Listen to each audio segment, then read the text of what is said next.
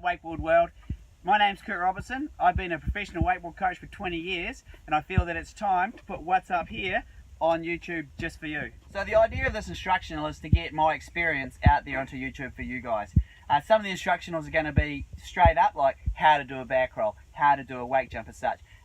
One of the most common problems I come across is just finding people's common problems that I've seen around the world and fixing those common problems that a lot of you have. So for today though, one of the most common things that I come across with seasonal riders in New Zealand, we have at least 6 months off the water, or even up north in the States where you have a very seasonal year for your wakeboarding, is that the kids that when they come back to wakeboarding with having 6 months off, is they don't have the confidence and the rhythm and the skills that they had 6 months ago, and when they come back they get out there and they just want to do all their tricks and they can't, and they're unhappy with the sport, and because they just haven't understood yet. And so as parents, what I want you guys to do and have your coaches do is have them find their rhythm and their flow and get their confidence up, and help them understand that as sportsmen that when you take a break you might not be as good as 6 months ago, and you just got to get it going again.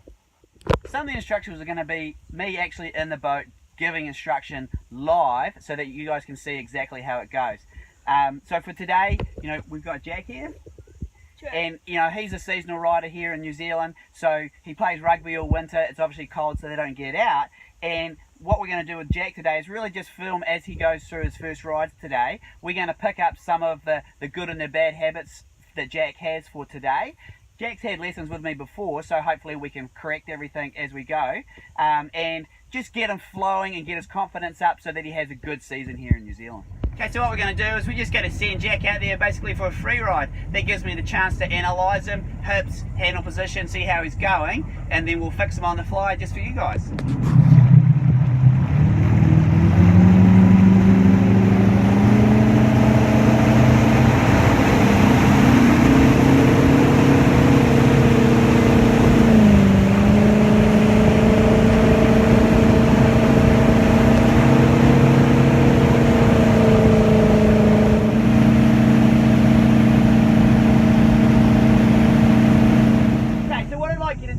Once you get up, just double check your body position, right? You need to counteract the pull forward of the boat. Now the way that we do that is you just keep your hips up in front of your shoulders, and that'll make you much stronger, but it also makes the weight even on your feet. As soon as you get your butt out the back, with the boat pulling you forward, you're going to have too much weight in the front foot. The board will start dancing around because it's not riding like it was designed to ride. So hips up to even out your weight.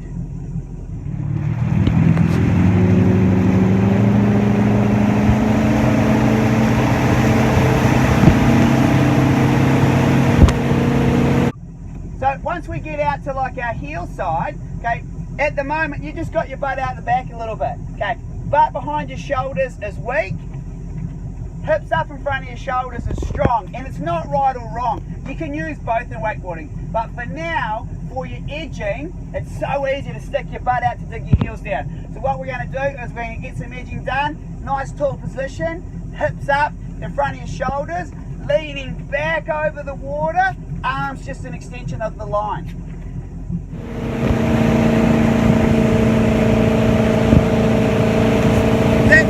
Bend your knee, Jack. Bend your knees. Hips up. There we go.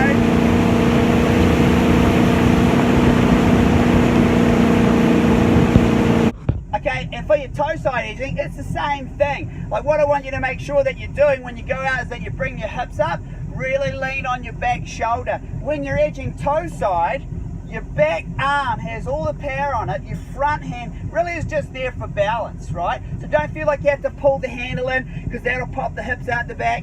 And one thing when you're going out, it's really common, this is what happens to everybody, is you lean out to where you're looking and you get forward. So not only does your hips pop out the back, but your front foot heavy. So what I want you to do is bring your hips up. Instead of thinking of leaning down over the edge, keep your hips up. Feel like you're trying to lift the nose of the board up a little bit, and that'll help you glide out more efficiently.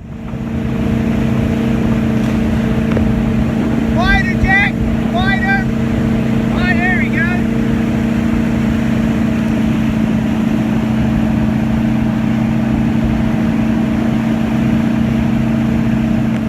Okay, so one thing I'm going to add in there You know, Jack's been through this for a couple of years, so he's heard it a million times, but the reason that we train everything going away from the wake is that we're just training the muscle memory, because what you do going away, you'll use coming in. So if we make everything methodically perfect going away, when you're coming in, let's say we're going to go out this way and we're practicing our toe side and then getting our hips up and letting down our shoulders.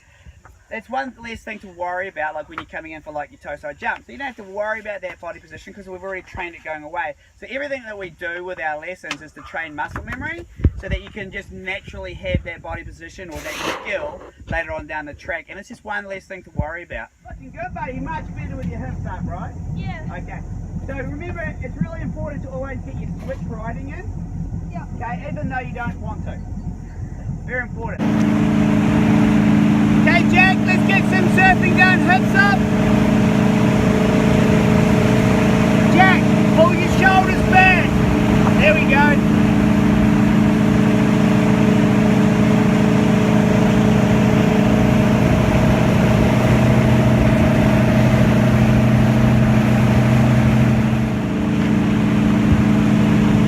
Okay, Jack.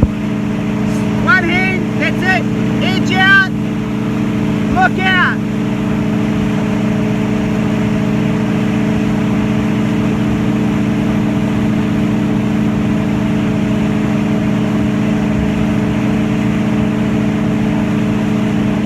We're going to slow the boat down, 10, 12 miles an hour now, and I want to go through the skills of a nice backside slide, eyes on the boat, and then the next one, a nice backside slide, push your butt up, past the handle coming around backside 180, and then I want to go switch backside slide, then come out of it, switch backside slide, push your butt up, past the handle, come right round to left foot forward.